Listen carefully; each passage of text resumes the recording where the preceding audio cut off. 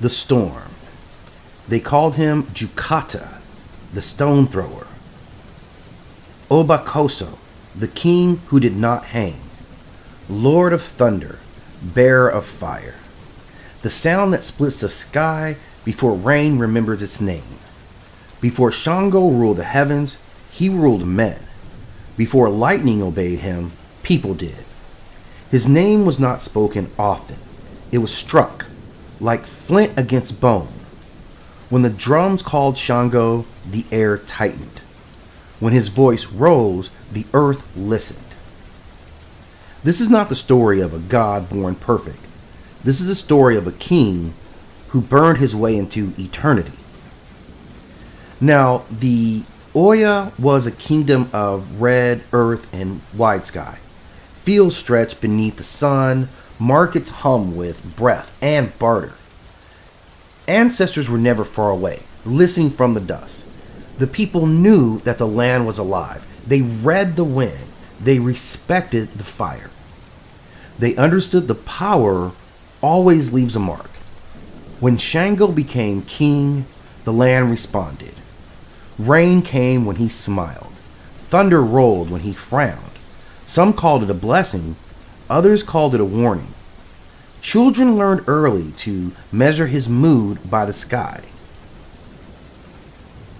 Shango was known as the king of charisma and flame. He did not rule quietly. He laughed loudly. He loved deeply. He punished fiercely.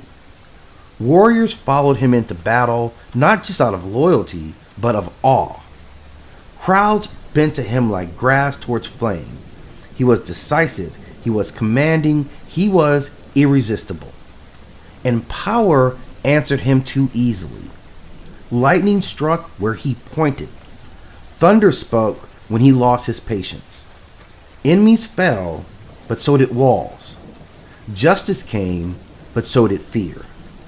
Shango believed strength proved worth. He believed dominance was order. And the storm did not correct him. He became fire without restraint. A king who cannot restrain his fire becomes its servant. Shango's temper became legendary. His rage became policy. Allies hesitated. Elders withdrew. The people learned to watch the sky before speaking the truth. The same thunder that once inspired loyalty began to sound like a threat. Power unchecked does not stabilize a kingdom, it fractures it. And slowly, quietly, Shango stood alone. Exile and the silence of thunder. When Shango fell, the sky went still. No drums, no lightning, no thunder answering his breath. Exile from the throne, stripped of crown and choir, Shango walked without witness. For the first time, power did not follow him. The silence was heavier than any storm he could have commanded. And in that silence, Shango learned what no king can ever forget. Fire that is not guided consumes its bearer. Shango then died as a man, but not as a memory. When thunder returned, it returned differently. Not in tantrum, not in spectacle, but in judgment. Lightning fell where lies gathered. Fire cleansed what could not endure the truth. And people understood. Shango was no longer a king who ruled them.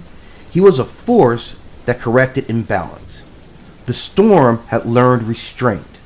To this day, when lightning splits the sky, Shango is speaking.